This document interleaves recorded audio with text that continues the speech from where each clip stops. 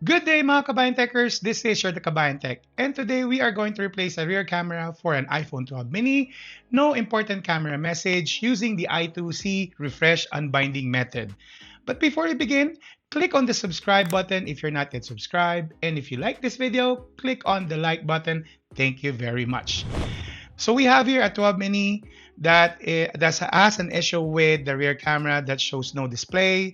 When we read it onto the JCV1S Pro programmer, it doesn't read the serial number of the camera. So at first, I was trying to do this one using the JC method, but unfortunately, when I tried to also connect this programmer to the phone, it doesn't show up any information, and it's telling me to either brush it, unbind it, remove the NAND, or send it the camera to JC. And when I click on OK, it will still show that the phone is still bind.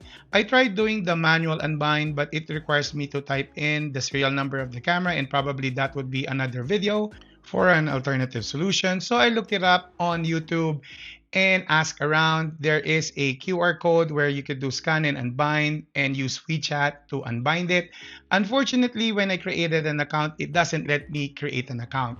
So I reached out to JC and they suggested for me to do a brushing method. Unfortunately, when I brushed the phone, it still doesn't show up the serial number, or it doesn't let me copy it. Though it says it's already unbinded, when I try to connect everything, it still doesn't want to write the serial number to the tag on flex. So I'm out of option and I reach out to i2C instead.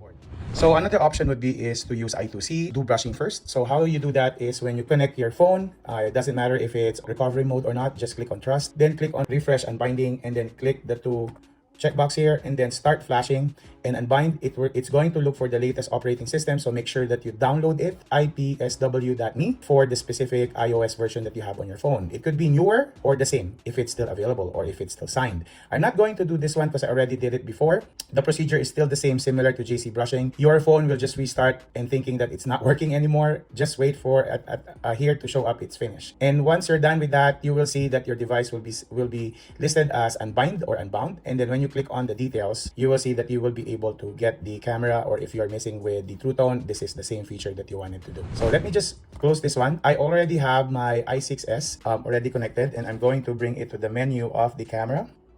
Okay. So it has already read this part, and then we're going to do the detection. So we're going to put this one towards the new camera. So we have the replacement camera here, and then I'm just going to twist this one a bit so to give us more room. And also this one, you need to actually fold it this way. And then that's the time that we're going to connect our flex cable. And then I'm going to put this one on the programmer. So the next thing that you're going to do is to click on detection. And we have two different serial numbers here, right? So we're going to cloud burn. Okay. So write OK to the cloud. And then it's going to read again the new camera. And you might notice now that the last 5 digits are the same now. Just to show you, this is how it looks like.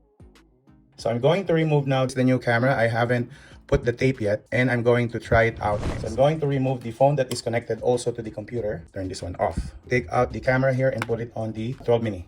So here we go. You might notice that's the one. Sorry, I don't have my phone holder right now, so do what we can. Turn on the phone again. Sometimes if you change the camera with using the tag on flex, regardless of which brand it is, you need to either restore it to factory again, or you could just simply reset on the phone when you go onto settings. When we go onto settings, it only shows the important display message because I haven't fixed this one with transferring the IC. If we're going to go to with the camera, having no issues whatsoever. A few comments. I find the i2C a little bit easier. I do have the JCV1S Pro, and probably most of you will tell me that it's easy to do it also on the JCV1S Pro. I do understand that, but in my case, it's giving me a lot of problems. It took me a few days just waiting for the support from JC to give me a solution. So when I reached out to i2C, they gave me the instructions too, and it's that easy. It didn't take me a few days of just waiting. So I do give kudos to i2C for helping me out in this issue that I have. If you have any concerns, comments, suggestions, or things that you want me to review, kindly write them down below. And if you like this video, click on the like button. And if you haven't subscribed to my channel, click on the subscribe button. You will see a lot of videos that might interest you. Again, thank you very much and have a good day.